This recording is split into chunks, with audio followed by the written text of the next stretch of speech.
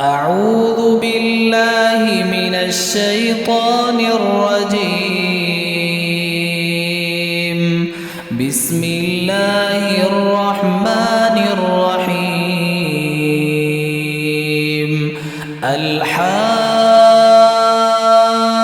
الحاقة ما الحاقة وما أدراك ما الحاقة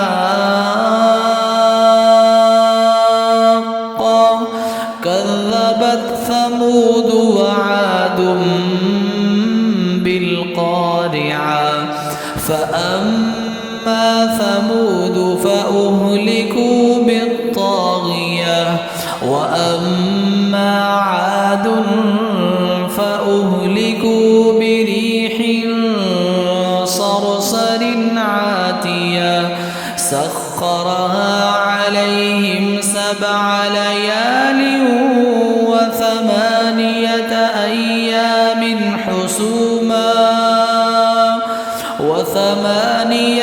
أيام حسوما فترى القوم فيها صرعا كأنهم أعجاز نخل خاوية فهل ترى لهم من باقية وجاء فرعون ومن قبله والمؤتفكات بالخاطئة فعصوا رسول ربهم فأخذهم أخذة رابية إنا لما طغى الماء حملناكم في الجارية لنجعلها لكم تذكرة وتعيها أذن واعية فإذا نفخ في السور نفخة واحدة وحملت الأرض والجبال فدكتا دكة واحدة فيومئذ وقعت الواقعة وانشقت السماء فهي يومئذ واهية والملك على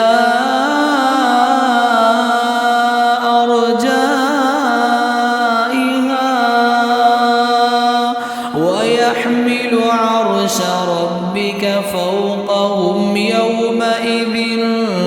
8 يومئذ تعرضون لا تخفى منكم خافية فأما من أوتي كتابه بيمينه فيقول هاؤم اقرءوا كتابيه إني ظننت أني ملاق حسابيه فهو في عيشة راضية في جنة عالية قطوفها دانية كلوا واشربوا هنيئا بما أسلفتم في الأيام الخالية وأما من أوتي كتابه بشماله فيقول يا ليتني لم أوت كتابيه ولم أدر ما حسابيه يا ليتها كانت القاضية ما أغنى عني ماليه هلك عني سلطانيه خذوه فغلوه ثم الجحيم صلوه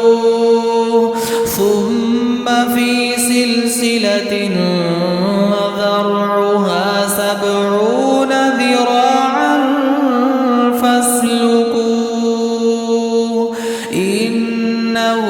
كان لا يؤمن بالله العظيم ولا يحض على طعام المسكين فليس له اليوم هاهنا حميم ولا طعام إلا من غسلين لا يأكله إلا الخاطئون فلا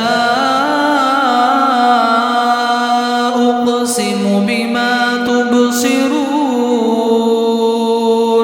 وما لا تبصرون